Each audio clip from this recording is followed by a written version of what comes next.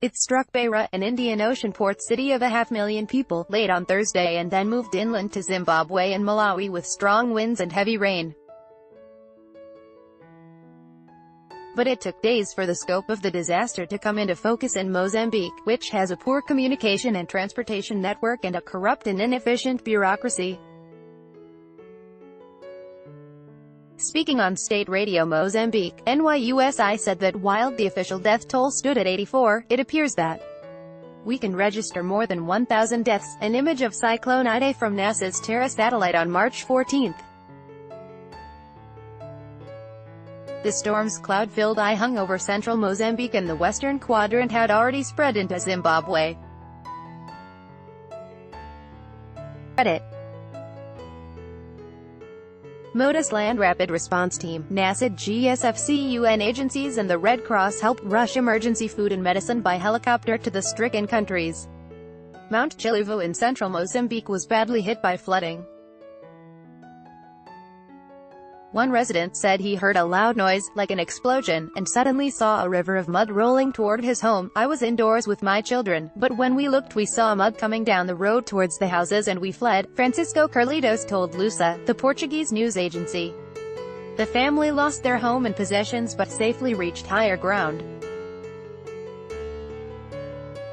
The country's president, who cut short a visit to neighboring Swaziland over the weekend because of the disaster, spoke after flying by helicopter over Beira and two rural provinces, where he reported widespread devastation.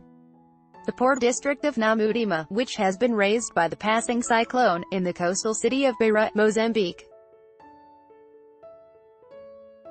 Credit: AP. The waters of the Pung and Buzzy rivers overflowed, making whole villages disappear and isolating communities, and bodies are floating, NYUSI said. Emergency officials cautioned that while they expect the death toll to rise significantly, they have no way of knowing if it will reach the president's estimate. The Red Cross said 90% of Beira was damaged or destroyed. The cyclone knocked out electricity, shut down the airport and cut off access to the city by road.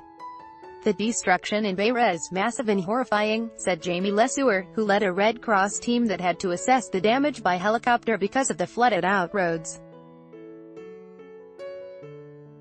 More than 215 people were killed by the storm in the three countries, including 89 in Zimbabwe, according to official figures. Hundreds more were reported missing. Mozambique is a long, narrow country with a 2,400-kilometer, 1,500-mile coastline along the Indian Ocean. It is prone to cyclones and tropical storms this time of year. In 2000, Mozambique was hit by severe flooding caused by weeks of heavy rain, a disaster made much worse when a cyclone hit.